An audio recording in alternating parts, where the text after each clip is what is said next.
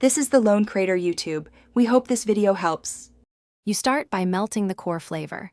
Chop 4 fudge bars and combine with 60 G butter. You want a glossy, pourable chocolate base, so microwave in 20-30 second bursts and stir between each burst.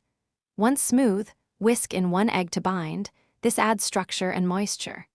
Meanwhile, sift 120 G flour with 1 TSB baking powder to ensure even rise. Make sure to work quickly, so the melt stays warm and fluid for the next step. Once your dry ingredients are ready, pour the warm chocolate egg mixture into the flour mix and fold gently. You want a homogeneous batter, but not a tough crumb. If the batter resists, add 2 tablespoons milk to reach a dropping consistency, because too stiff batter gives a dense cake.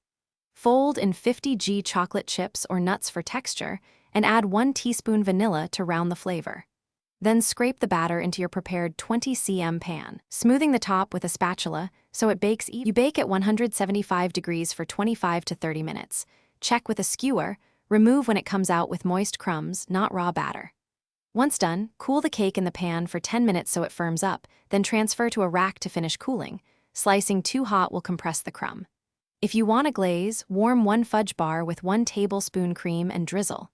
If the cake is dense, reduce mixing, confirm fresh baking powder, and avoid overbaking. Thanks for watching. Consider subscribing if we helped you.